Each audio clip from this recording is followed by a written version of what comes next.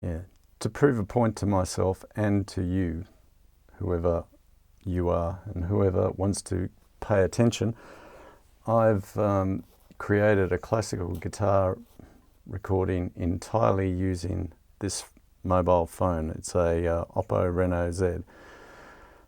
No external microphones, nothing, just this phone mounted on a tripod with one of these. And to illustrate the outcome that you can actually get from that approach, I'd like you to consider the following example of how I've post-processed that recording to obtain the best quality audio outcome. So I shall show that to you right now.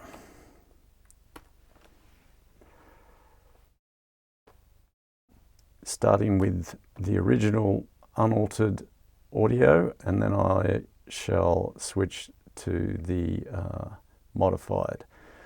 The one caveat I should add is that because I'm doing this on GarageBand to actually illustrate that it's possible to do this on basically free software. So GarageBand comes free with Mac OS, and it has limited functionality. My final rendition that's post-processed has a reverb processor on the output bus, the master bus, which you can actually see here. My Har-Bal Synthetic Space. And there's no easy way in GarageBand for me to just apply that to my processed track as opposed to the original source. So although you hear the original source first, with all its noise and its limitations, it will have this synthetic space reverb applied to it. Whereas if it was a completely fair comparison, it shouldn't have it at all. But there's no easy way for me to actually implement that within GarageBand because it doesn't have the concept of buses or user-defined buses, so it's difficult to do. So anyway, with that limitation in mind, I shall play you first the raw plus the synthetic space on top of it, and then switch to my re-rendition of it, if you like, the full re-rendition of it. So here goes.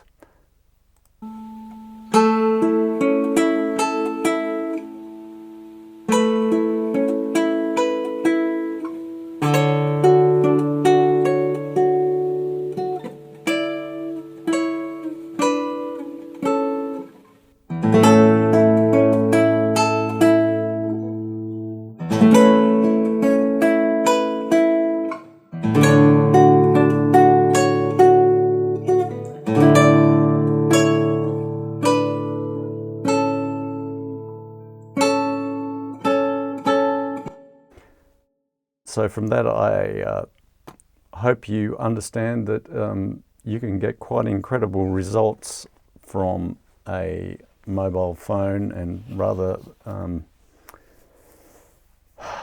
lo-fi if you can. Well, it's not exactly lo-fi, but not high-spec recording equipment. You can get a substantially better and almost, well, very professional sounding final outcome simply through digital signal processing through the tools that I've written. If you want to know how I did it, that is what I shall attempt to show you right now.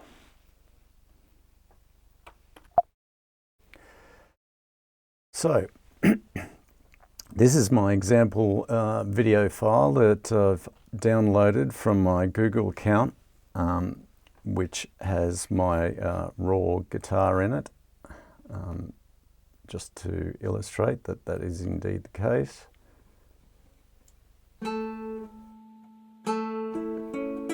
So you can see that's it.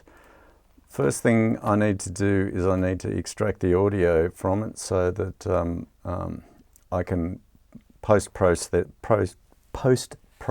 it. Probably the simplest option for somebody who's not particularly,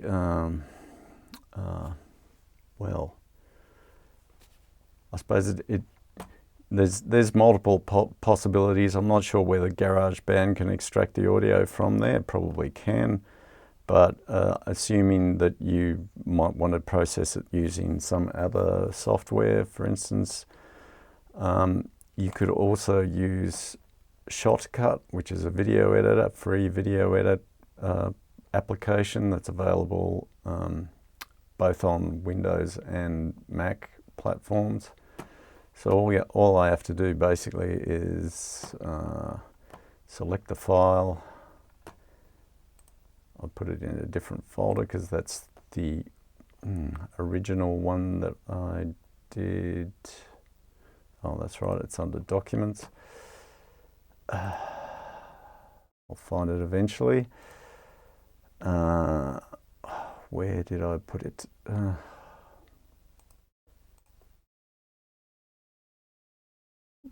Am I looking in the right folder? Hang on. I've just lost myself here. It says, oh yes, I'm blind. It's right there. Okay, so you select that file. Looks like Shotcut wants to change it for further post-processing or editing if you want to, but you can let it do that. It might serve as a useful video to include as a reference in your GarageBand session, because it'll probably play better than a variable bit rate one, which is what the original will be likely. So I'll let it do that, let it do its thing. Yeah, okay. Wait until the conversion finishes. You can see the conversion up here next to the jobs column here. It's still going, still going, still going.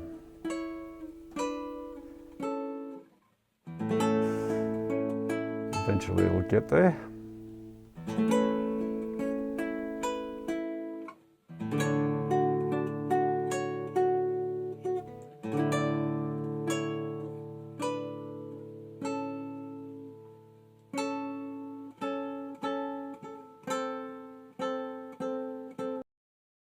So there you go, it's done the conversion.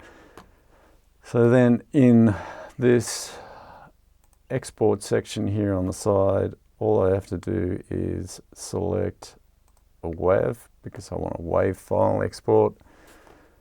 Then go export file. And again, I don't want to put it in that folder. I want to put it in, oh sorry, it's in Documents.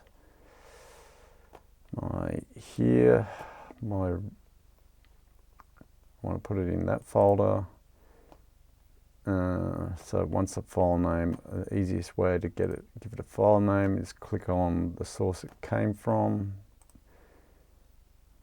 and it's now done. So we no longer need that anymore. We've done that part. So what I do now is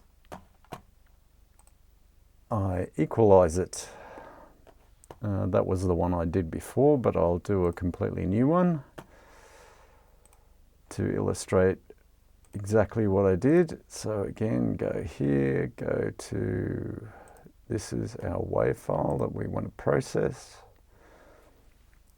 Har-Bal Harmonic balancer is doing the analysis. And there we have our track content. The very first thing I'll probably do is I'll just boost the level. This is the histogram for the entire RMS and peak level of the signal for the entire length of that particular video, and I just want to increase it such that no limiting is occurring. So I want to get this top white bin, yellow bin, I'm colorblind, up to here. So I'm basically moving this gain slider, but I'm using keyboard shortcuts to do it. So 1 dB at a time. So I'll leave it about there, so I've got a little bit to play with. So now if I go back to the spectrum view and play it, you should hear it in its previous incarnation. Oh, except it's currently being routed to a different device, so you won't hear it. I need to change that. I want to output it to this one. Try again. Yes, now you can hear the hiss in the background.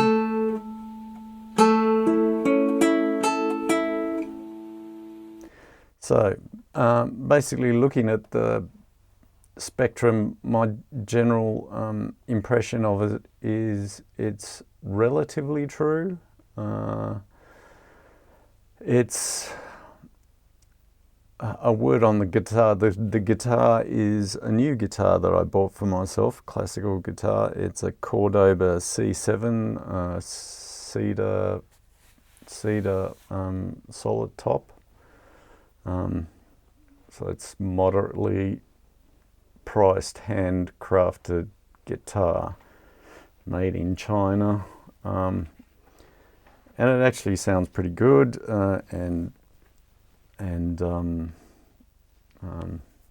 Going on the advice of various classical guitarists, it's supposed to improve over time. So I look forward to seeing and hearing how its playability and sound changes over time. But just looking at this spectrum, it looks pretty balanced.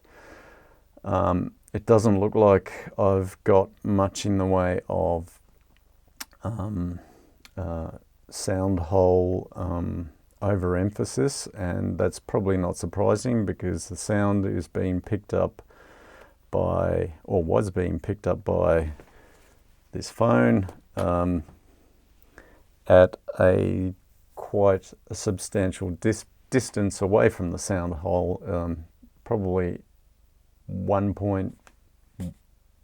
and a bit meters, probably, I don't know, maybe 1.2 meters away or something like that. So it's quite a substantial distance, so that you shouldn't have overemphasis of the sound hole coming from that. One common problem with people recording classical guitar is the propensity for them to close mic the guitar, which is fine. Close micing has the advantage of reducing the effect of noise from the microphone itself and the microphone electronics, the preamp, whatever, the hiss, because the actual acoustic signal is strongest the closer you get. But the problem with getting close to a sound hole, this is my old guitar, not the new one, not the one I used. Problem getting close to the sound hole is that sound, when it radiates, it follows a 1 on R sound pressure level attenuation. So the further away you are from where the sound is originating, the more attenuation it gets. And with a guitar, although you get a lot of sound coming from the sound hole itself, you also get a lot of sound coming from just body vibration.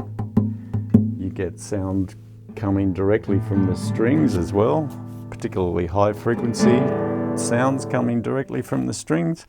So if you put a microphone that's sitting next to the sound hole, you can see, actually I should switch views so you can see this. I just got to make sure I get the right one. Hang on a tick. So if you put a microphone here, you can see that if I hold it in between my legs, the distance from here to the sound hole is short. The distance to, say, the string up here is long, and various other parts of the body of the guitar. So the net result of that is, excuse me, you're basically overemphasizing the sound contribution made by the sound hole if you put the microphone close to the sound hole. Whereas if alternatively I had my microphone here, then you can see the distance from there to the sound hole is similar to the distance from there to, say, the top of the neck. So consequently, you get a much more even and realistic representation of the tone of the guitar. So that's the problem with close miking. Close miking basically will distort the tonality of your instrument according to where it's focusing its attention on, and most people have a propensity to focus it on the sound hole. And the net result of that is you typically get an overemphasis. Oh, now I need to switch my view again. I'll just double check that I've got the right view. Yes, I have. The typical result of placing a microphone close to the sound hole is you get an overemphasis of output in this low frequency region that I'm circling here, which tends to make the guitar sound rather wooden. And I hear it very commonly in classical guitar recordings, unfortunately, but that's just the way it is. So, well, unless I can re-educate people to do things differently.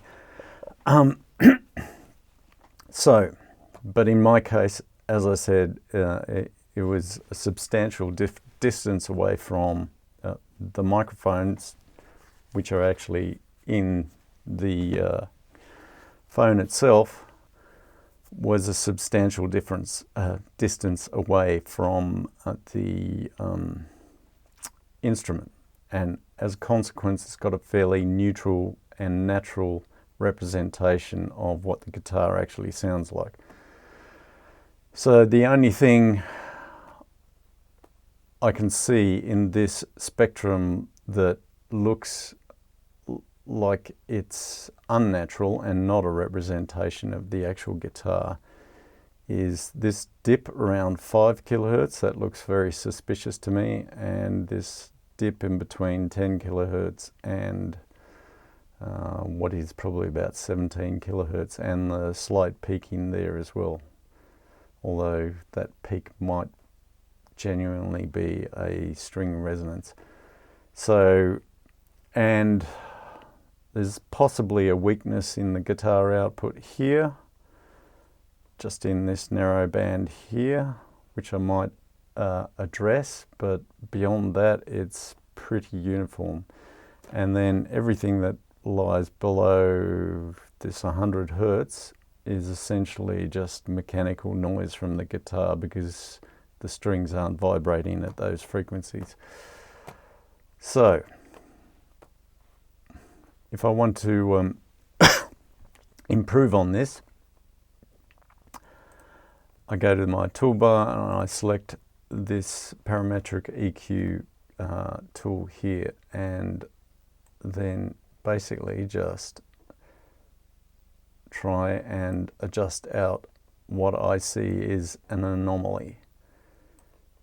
And that anomaly, particularly this high frequency stuff, that anomaly is most likely got to do with the mechanical mounting of the microphones within the phone body. So that how it's actually mounted, the holes where the sound comes through, is giving rise to these unusual resonances. So that's more typically what I would have expected to see with a decent quality microphone. And like I said, this looks suspicious to me, the fact that you've got this rather deep notch here. So I shall bring that up somewhat. And then the other thing I like to do is to look at these peaks and essentially it's good to have them relatively uniform. So these two peaks in particular stand out quite substantially. So I want to bring those down a little bit. Not much, because I don't want to alter the guitar tone that much because it sounds pretty good. Maybe again this one. And the other thing, this bottommost peak, which probably corresponds to the, what does it say it corresponds to? Thinks it's a G sharp. Okay. Okay, it's a harmonic of the E string, because here's the low E string here. That's the lowest tone of the E string, which you see doesn't radiate very effectively because it doesn't put up much output. So most of what you hear from the E string is the harmonics.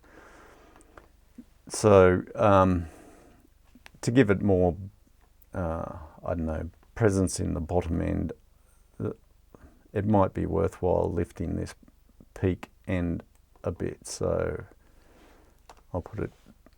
I shall do that. I'll just raise that somewhat. And then, like I said before, everything below that. On the other thing you can probably say as well is it's not clear to me whether this weakness in the bass end is the guitar or whether it's the microphone. I don't know. Because quite often a general use microphone in something like a phone is going to have a low pass filter applied to it to reduce mechanical noise.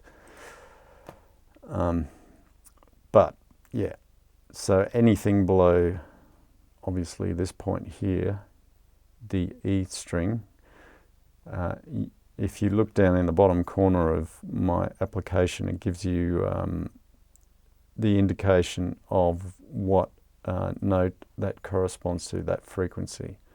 So you can see that's E1 there. So that's the E string. So anything below that I can just cut out because it's just noise.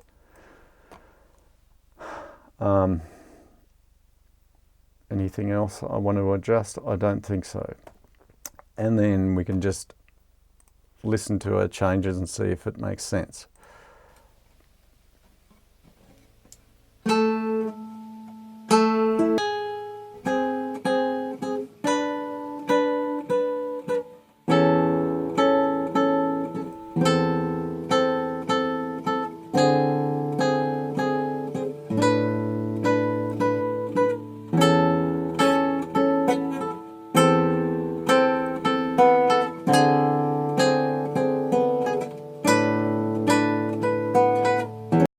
So I think you can see that because I've trimmed these peaks up here, it's taken away some of the harshness. It's made it a bit more uniform. Plus, this boosting I've done here is added a little bit more definition to the top end. So it makes, I guess you can say it gives a gloss to the guitar sound that was somewhat lacking in the original from picked up by the phone. So that's pretty much it. So then I can actually save my filter for future if I want to modify it, and then I can render it out. So that's the equalization stage done. So we've completed that first part. Now the next thing that I need to do is split because of the limitations because I'm going to be using Bandcamp. Let's see, where is Bandcamp? There it is. I mean, not Bandcamp, GarageBand. I'm getting mixed up because I'm going to use this, and I'll create a new session because I don't want this. So I'll create a new empty project. Okay.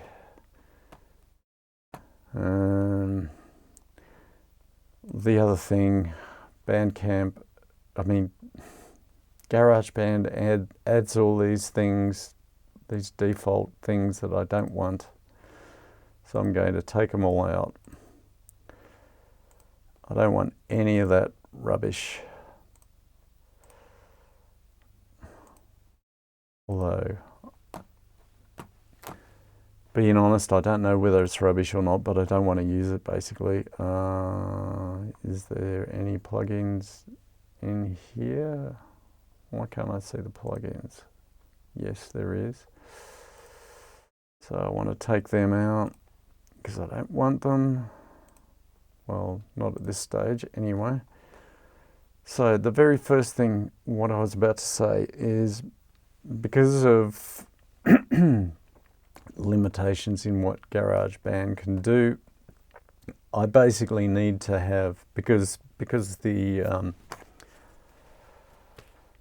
recording from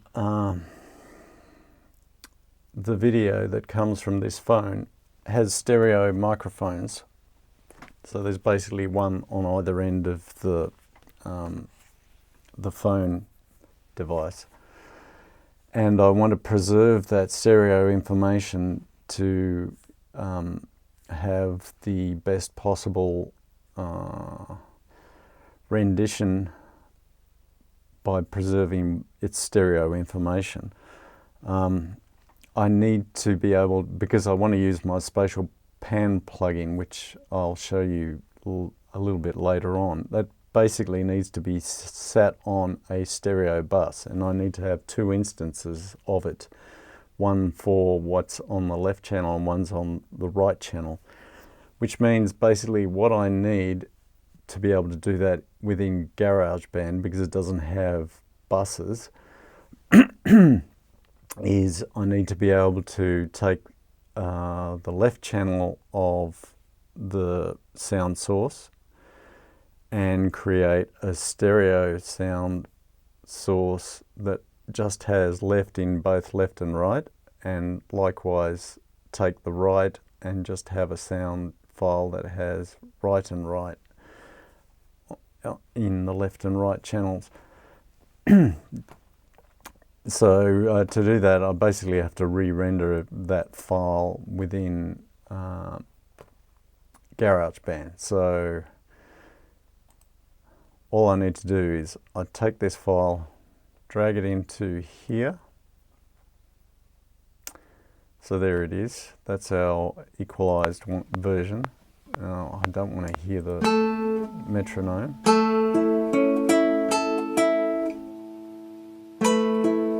Okay, so we can hear that. So I want to create a stereo version that just has left and a stereo version that just has right. Okay, so to do that, I pan this completely one way. Okay, so this is left presumably, if it's set up correctly. Where's the, shows you how little I know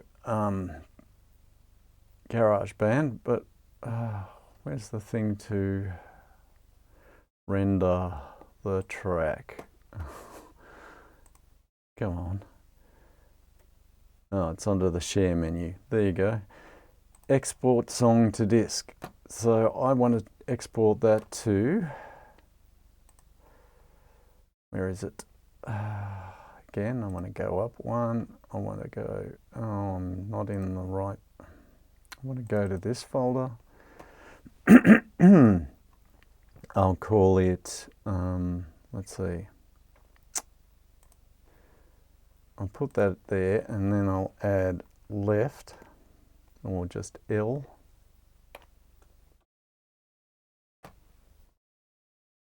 And make sure it's in WAV file, yep. So we do that.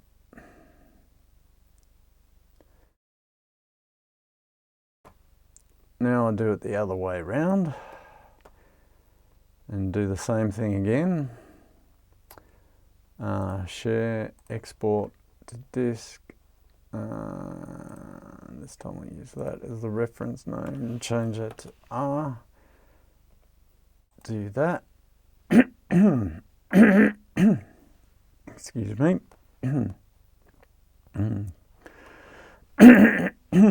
Got some rubbish in my throat at the moment. So now I should be able to delete that. And now go back to here. I'll drag the left one in. Now I need to add a new track, new audio track. And of course, it keeps on adding these tools, which I don't want.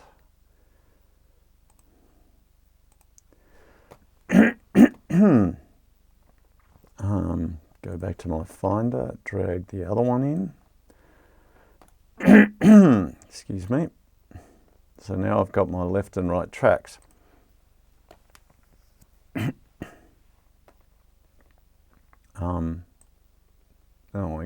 I can return the pan position back to 0 as well. So we should now have exactly the same content as we had before. It's just in 2 separate tracks.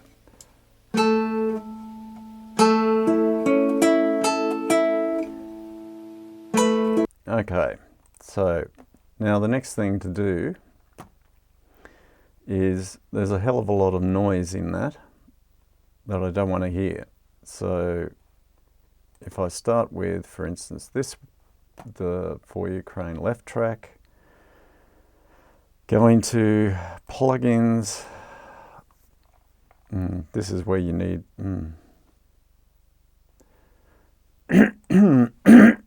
This is where my software plugins basically come into. So they will appear under Audio Units, Har-Bal, and you can actually see they're up here anyway, but this is just because I've used them before, but normally they'd be down here. Excuse me, I'm really bad. And you want the full control panel for this, so you click on that to show it. And if I play it back, you can see there's a lot of noise there. So what I want to do is I want to capture that noise to set my initial thresholds. So I just adjusted this ref add. What it's going to do is it's going to take its average measurement of what it displayed there, add 6 dB, and then they become these thresholds, because each one of these is a slider, if you can see. It's a threshold slider. And that happens if I press the measurement ref button. So what I'll do, I'll press that, press play, and there you go.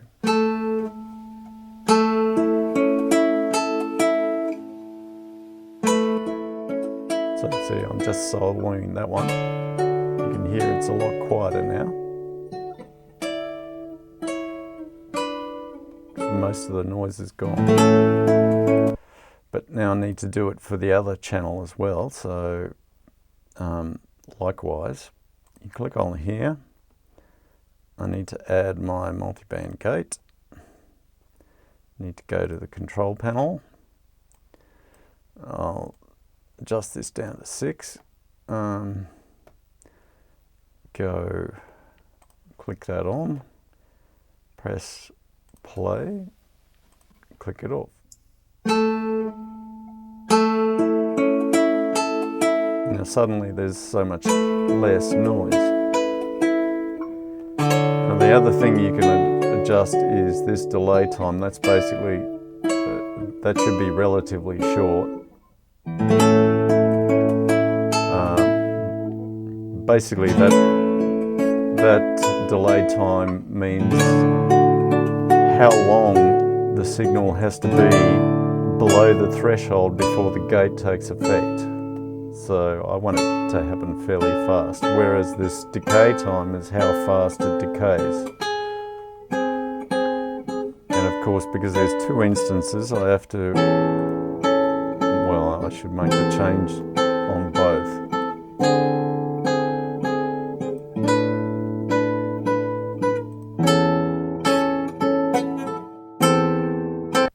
So there you go, that's reduced the noise considerably. You still hear noise, but that's the noise from my microphone preamp. It's not from, if I muted my microphone input, you wouldn't hear that. Most of the noise, most of the noise that you're hearing is just from my microphone. It's not from what's coming out here. So we've done our equalization. We've gotten rid of most of the noise. So the next thing is the spatial treatment. So what I need to do now, which was what I was alluding to before, is add, again, if I got it from here, my Spatial Pan tool, and I need to add, well, I've just added it to the left channel. So this is what the tool is. Basically what it is doing, how can I illustrate this? I think I have a program that I can illustrate it, but basically it's simulating the early reflections in a room space. Its current size set to a width of, so that's that distance, 23 meters by 19 meters by 11 meters vertically. So ceiling, this hatching shows a ceiling. You see, if I switch that off, there's no ceiling reflection, the hatching disappears. I think that's a reasonable size, except I might want to reduce the height to something a bit more, I don't know, smaller, moderate size, like a, I don't know, a small performance theatre, maybe, yeah. Or probably not really small, but like, it's not a large theatre, but a small, like a playhouse theatre, I guess, something like that, of that sort of proportion. So this dot here in the middle, that is my sound source. That's where it is in space, right? This here is a representation of a person listening to it. And these things here, they're physical boundaries. Now you note that I don't have a rear reflection. Rear reflections aren't particularly useful in sound, not when they're what you call a specular or like a mirror reflection. They're generally not good acoustically. You should have all your specular reflections coming from in front of you typically. So that's why I don't have it. And the other reason why I don't have it is this model actually only realizes first reflections, basically. So if you would have a real rear wall on here and a real acoustic space, you'd get like a sound bouncing off that wall, then it'd bounce off that wall, then it'd bounce off the rear wall, then it'd bounce back here, and it'd just cycle around forever until it decayed away. The only reflections this thing realizes is, for instance, well, this is where I was about to get, where is that tool? Quick Draw. The only reflections it realizes there's three different, oh, 3, 4, wait on. No, there's 6 actually, 6 different paths. So I can draw them here. So there's one from there to there. There's one from there to there. I'll do it in a different color. There's one that goes from there back to here. There's one that goes from, let's see if I can get my geometry looking quite right. It's going to be a bit tricky. Yeah, something like this. Like that, and like that. Likewise on the other side, you got something, whoops, can't draw straight. And then one that you can't see, well, can't see in this depiction, there's a vertical reflection from here off the ceiling back down. So it would sort of be from here up to the ceiling and then back down. So you've got basically 1, 2, 3, 4, 5. Or I'm trying to remember if there's any other ones. Yeah, actually, why not? So you got the rear wall reflection, you got the side reflection, you got the rear wall and side, and ceiling. So that's 1, 2, 3, 4, 5, 6. Yeah, that's right, 6. So you've got 6 different reflections that are going on that it models. And basically what it does, not only does it model the time delay differences between the arrival time of the direct path. So the direct path,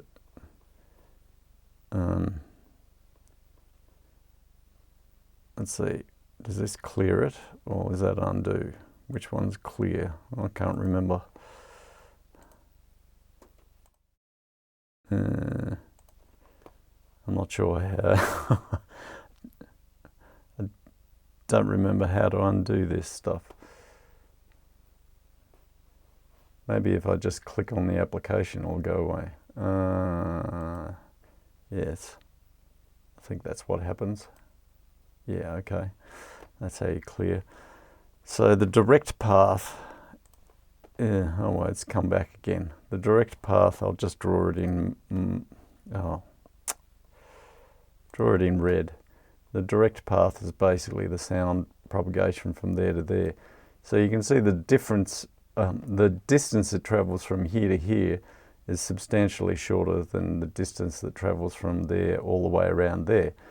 So as a consequence, the sound that's arriving from that direction is delayed compared to the direct path, and similarly all the other ones. And they all have different delays depending on what the distance is, and they all have different arrival directions, the panning, if you like. So basically this tool models all of that. So with walls in place, you get the direct sound, you get that reflection, you get that reflection, you get that back reflection, you get the ceiling reflection, 2 side reflections. But beyond that, you also get added complexity because basically, which button is it? It's this one. Oh, sorry. Now I've got that. Oh, that's how you clear it. You press the escape button. You also get a diffusion that's added to it to basically what the diffusion does is it takes an individual reflection and then creates 7 sub-reflections based off that. So that makes it sound like more of a diffuse reflection rather than a specular reflection, which is actually good acoustically. Diffuse reflections are much more, or much less damaging to intelligibility than specular reflections. So it's much better to have a diffuse reflection than a specular reflection or a mirror reflection. So that's what that does. So it basically breaks all of those mirror reflections up into 7 individual reflections that have time delays that are centered around that propagation delay that would be for a mirror reflection or specular reflection. So basically, in short, it basically sounds more natural, well, let's say not more natural, but better acoustically. It sounds better acoustically because it has more diffusion. So that's the purpose of that. So that's the purpose of the entire tool there, this particular tool. It allows you to basically take your source recording and then put it in a room of your own choice in terms of size and get what are the early reflections. And I suppose if I wanted to talk further about, because you might not understand what I mean by early reflections, so I can illustrate that with this drawing tool. So basically, if I was to draw a timeline, like a graph, right? If I draw a graph here, we've got time here, we've got amplitude here, and just assume for simplicity's sake that me sitting here is just a microphone. So basically the microphone collapses any directional information. So all you hear is the reflection arriving at some time later. So let's say, for example, I did a hand clap, a short, sharp sound. You'd get a sound pressure wave come through as a spike like that, an individual spike. And this distance here in time is the propagation delay that it takes to go from here to the listener. It's the direct propagation. Then you'll get a bunch of other reflections coming through at different times. So you might get one coming here, say here, and different amplitudes, and so forth. And these are basically reflections off the walls, the primary reflections. Now we call them primary reflections because they're the reflections, the first reflections off the wall. That's typically what you want to preserve in a good acoustic space. You want to have the primary reflections, but you don't want what they call flutter occurring, where you've got multiple reflections or echoes that circulate around the room, because continuing echoes actually cause problems with intelligibility. So these primary reflections are what are typically referred to as the early reflections, and it also ties in with psychoacoustics because there's a period of time between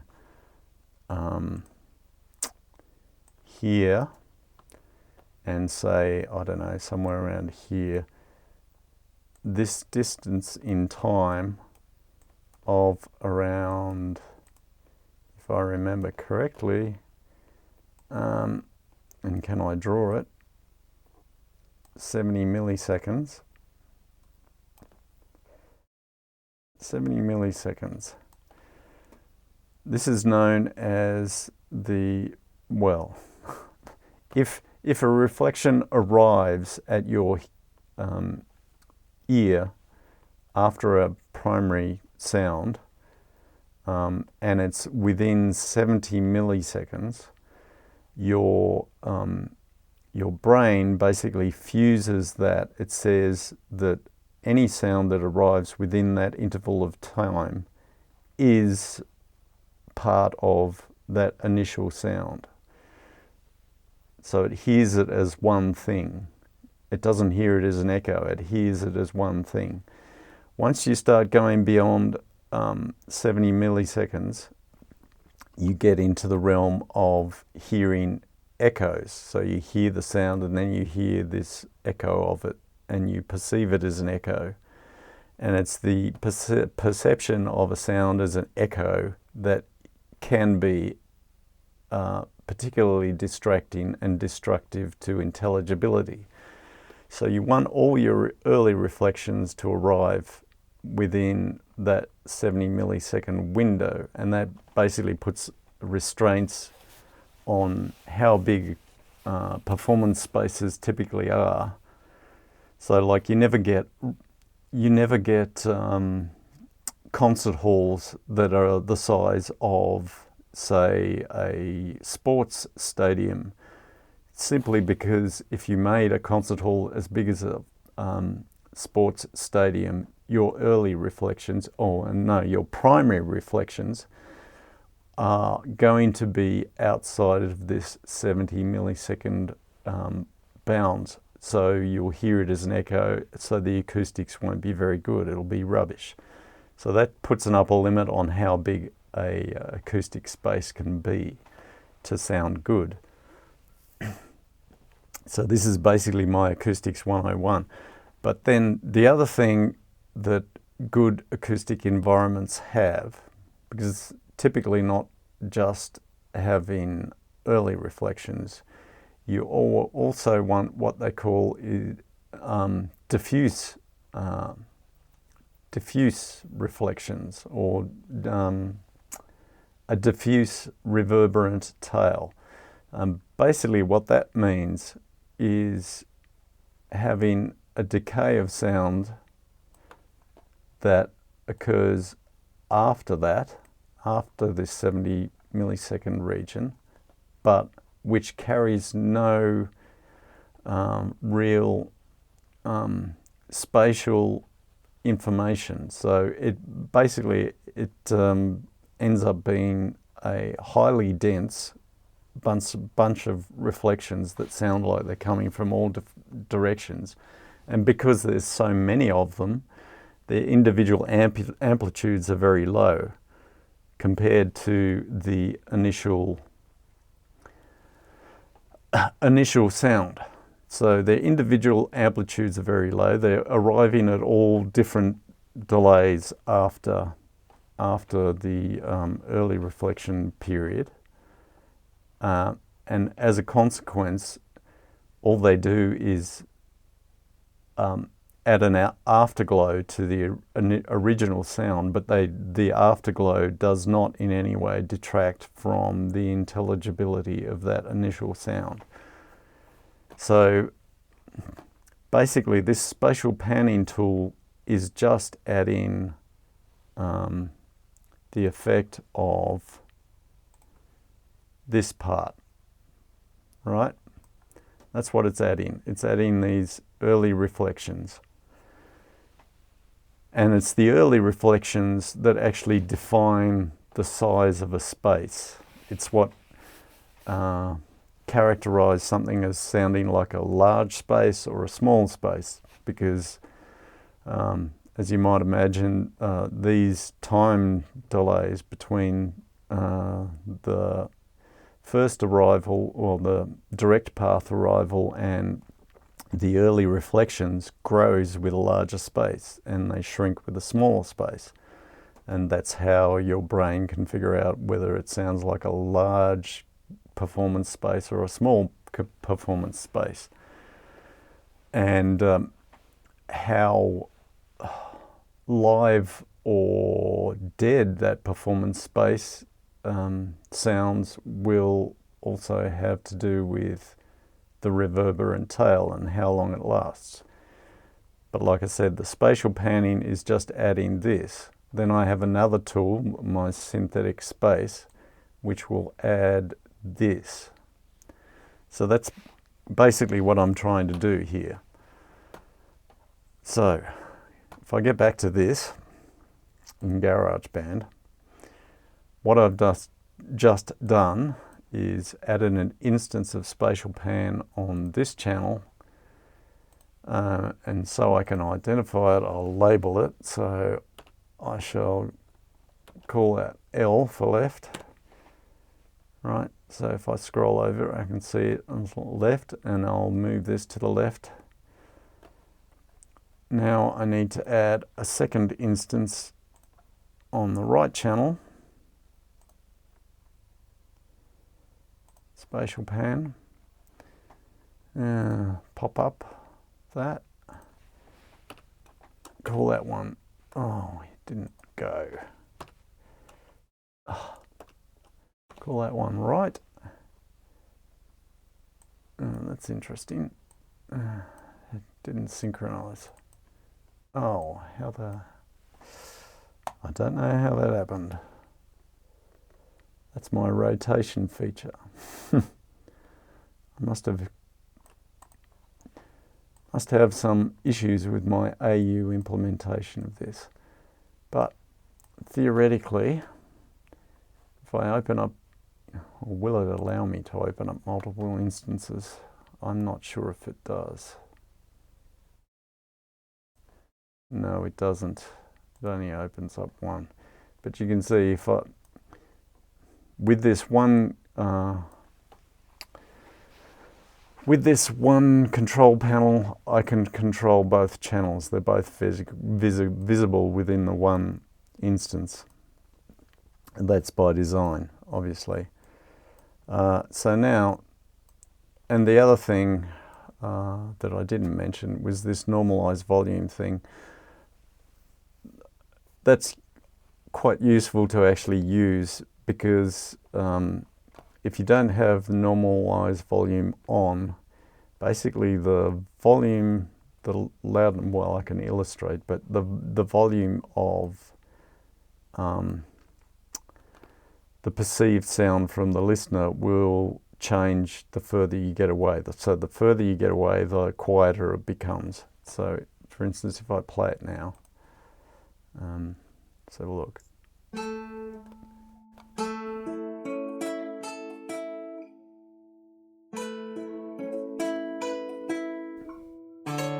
As you get closer, obviously it gets louder, you see? And that warble that you hear there, that's basically Doppler effect, because I'm moving at such a high rate that it's distorting the frequency because of Doppler. But if it's stationary, that doesn't happen. So now if I press normalization, see the volume's constant. So basically what that did is it's basically said that whatever the attenuation that you get for the direct path, make it such that that attenuation is 0 dB, so that's the same level. So it basically scales the level of all the wall reflections proportionately. So if, for example, in free space you would have a 6 dB gain, a 6 dB loss of sound pressure from here to here because of that propagation distance, and you press normalize volume, it'll raise that 6 dB, but it'll also raise every other reflection there is by 6 dB as well. So it keeps it consistent. But it just means that if you do that, then you can actually hear the effect of, what is the effect of moving further away from the sound source.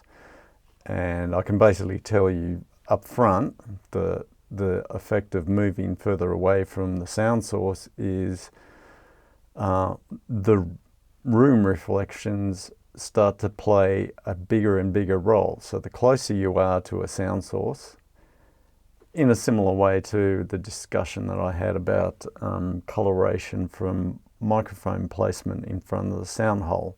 So the closer you are to the sound source, the more that sound source dominates rather than the reflected sound.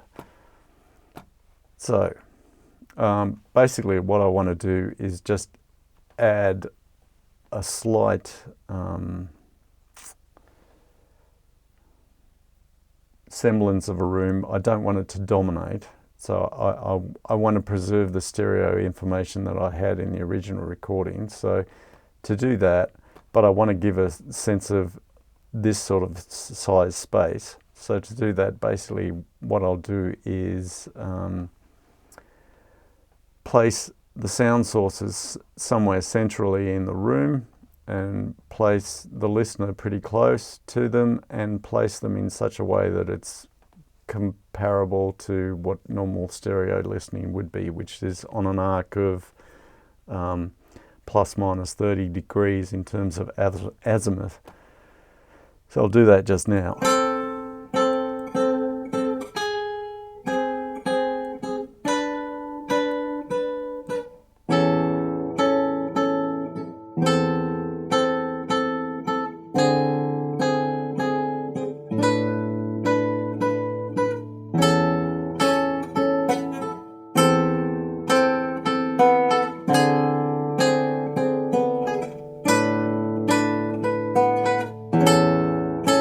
So that's basically sort of what I did in the previous example. The positioning wouldn't be exactly the same, and the consequential early reflections would be different in my first example because I didn't have exactly the same position. So that's a salient feature of this approach that is different than most comparable approaches in, well, pretty much all comparable approaches in, or contemporary approaches in recorded audio, because what they would typically do in a studio if they wanted to do something like that is apply a reverb processor to the stereo track and just be done with it. But the thing about just using a simple simple or complex reverb processor is that there is no sense of you being able to adjust the geometry of what's actually going on. And not only that, the reverb, the early reflections that the reverb adds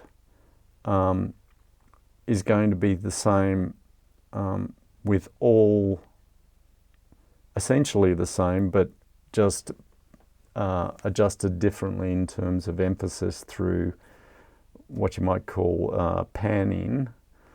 The early reflections will be the same for every single performer, irrespective of where they are positioned in the space.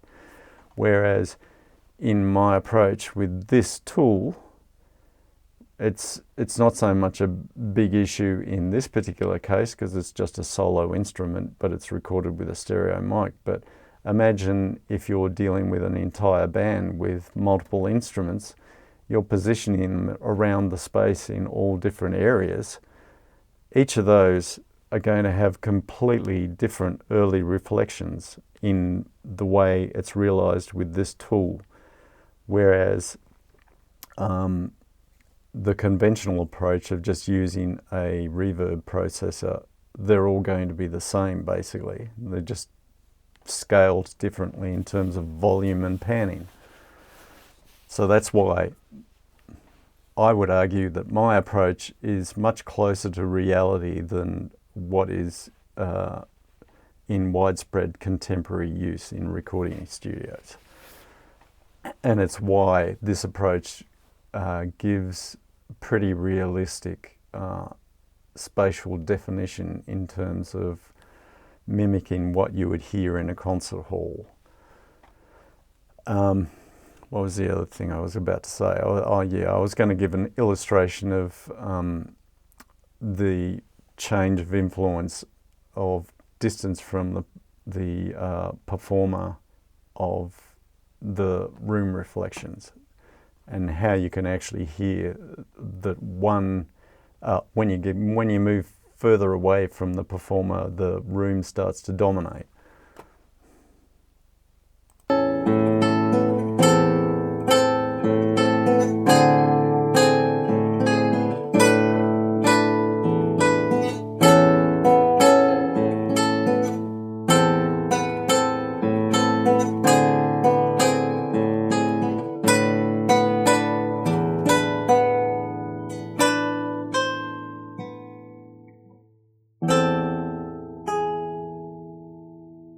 So that's basically that part of it done.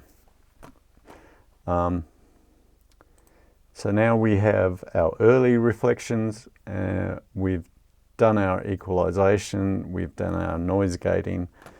The final step is to add that, as I said, the reverb tail. So again, if I go to audio units, Har-Bal Synthetic Space. Oh, and I also want to add a limiter on the output as well, so I'll add that.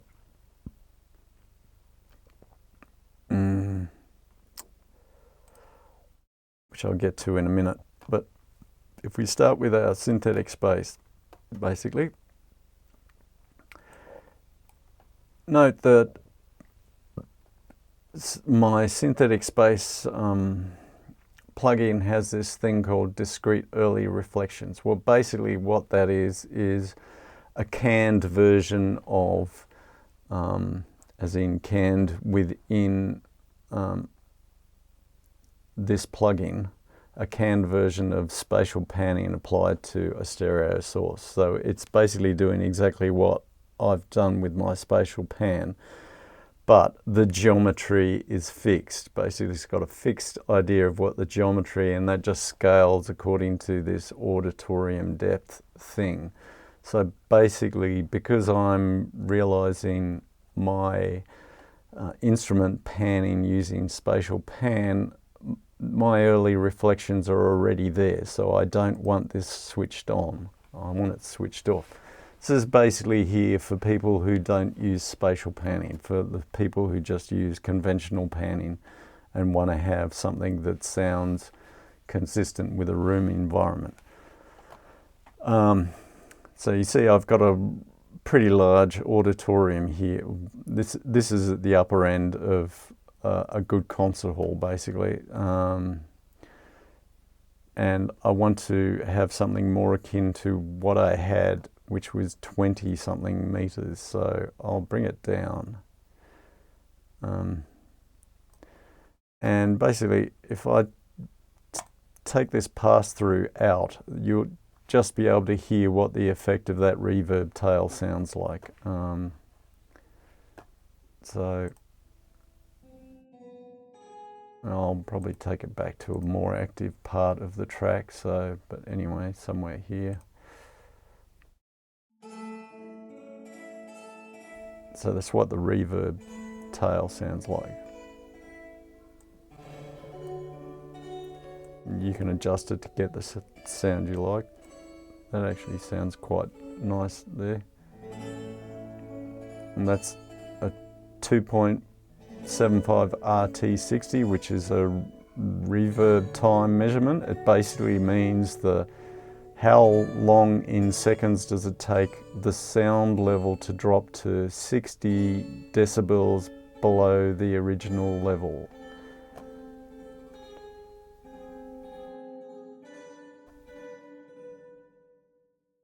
And there you could actually hear the sound decaying away. So you could potentially leave it at that if you like a long reverb time, or you could shorten it. So as you see, as I shorten it, it starts sounding a bit more coherent and less like a blur.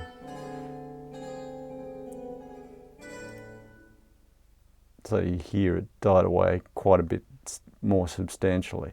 So I think that's probably a reasonably good figure. So if you want to hear what the combined, you put the pass-through back.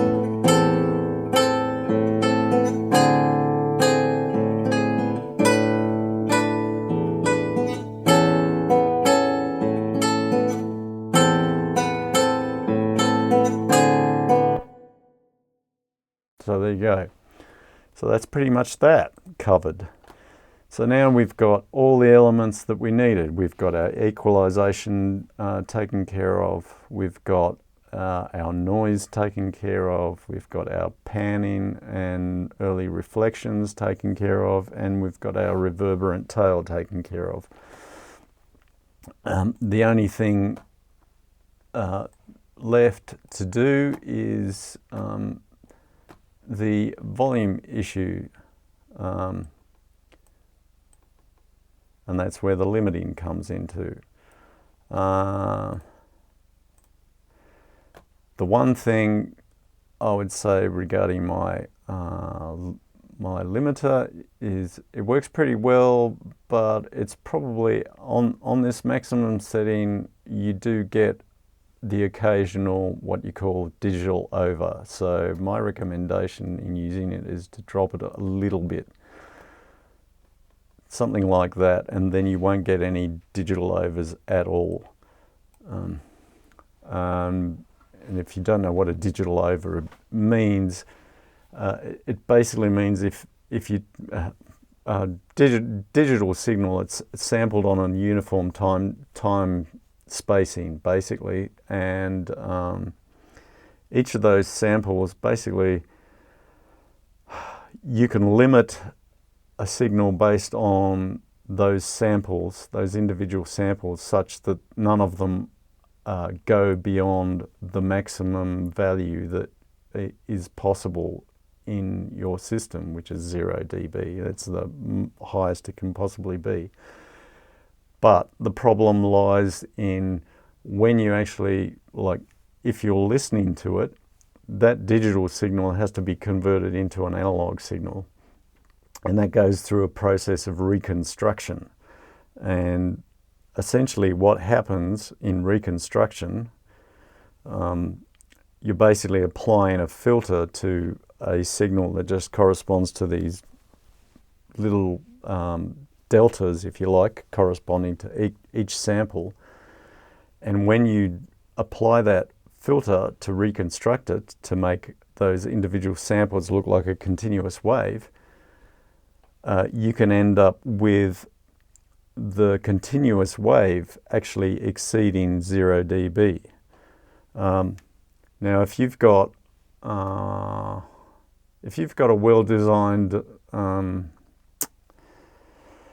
digital to analog converter that has enough headroom to reproduce that, it's not a problem. But a lot of them don't have that headroom.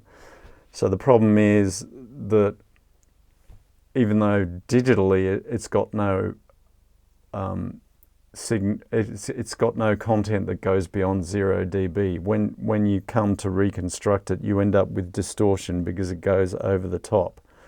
So that's what a digital over is.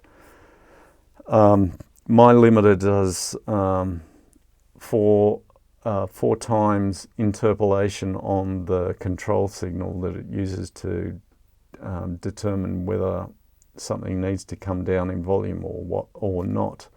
So that gives some degree of interpolation in between those sample points, and it's that interpolation that allows it to avoid digital overs. But of course it's not going to be perfect because it's only 4 times oversampling to find that interpolation, whereas to be 100% perfect, you'd need to be interpolating completely. And then it's a bit more complicated than that as well, because it's only going to be valid if the reconstruction filter in the, I'm getting really technical here, but it's only going to be consistent if the reconstruction filter used in the digital to analog converter is the same as what you used in your limiter to determine whether it's digital over or not. So it all becomes a bit grey. So the idea here is, by being a bit more conservative, you get around that grey area, and it's more likely to work ideally across multiple devices without causing overload.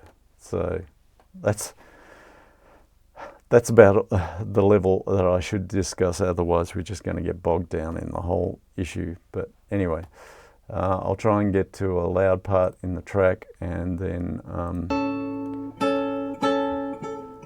from that I should be able to decide how much gain I can apply. So basically I want to be able to apply as much gain such that this yellow trace is not being overly limited. Now I'll show you what I mean.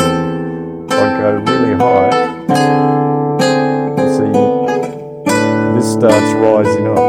So it's basically distorting the dynamics. I don't want that, especially not with classical music. I basically need to wait until this decays away because now I've lost my frame of reference.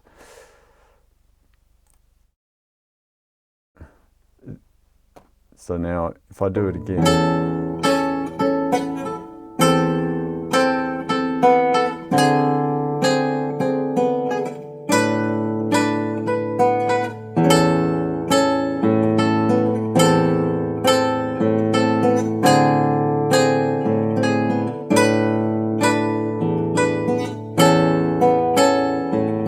that's pretty much where I'd want to leave it. You can see there's just a tiny little bit of limiting going on. And it sounds plenty loud to me, which is typically the case with solo instruments. Solo instruments recorded with their normal dynamic range in the far field and volume maximized in this way typically sound really loud. The hypercompression stuff usually comes when you have whole bands, multiple instruments.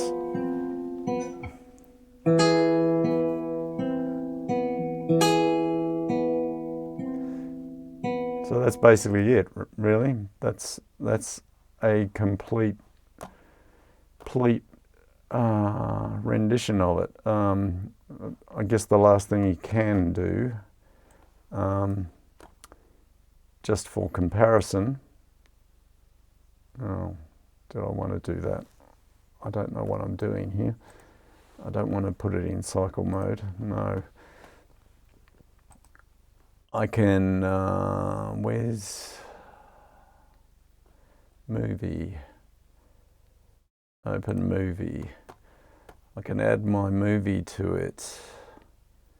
So you can do a direct comparison now. This is, okay, that's the one it came from. And there you go. So now what I'll want to do is I'll want to mute that because I don't want to hear that. So, and then if I do want to make the comparison, like all I did before is you just press the solo. So this mutes this. And like I said, the only thing, oh, and the other thing I have to do is I have to adjust the volume here appropriately. So to do that, to make it comparable, so the trick to raising the volume in, if I solo this, I need to go back to the track. Again, I don't want that. Trick to raising the volume is you can use this thing in the channel EQ. And I guess I'll just do it by ear, but it's going to be quite a bit. If I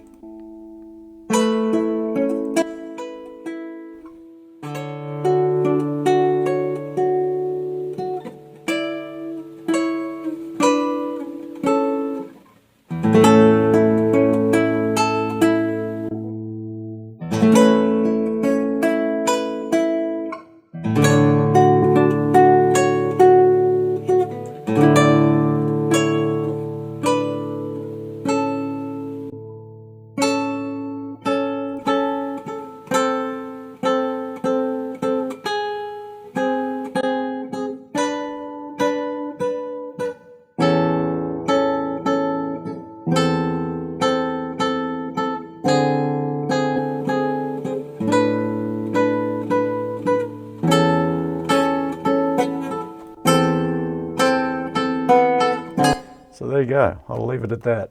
That's pretty much it.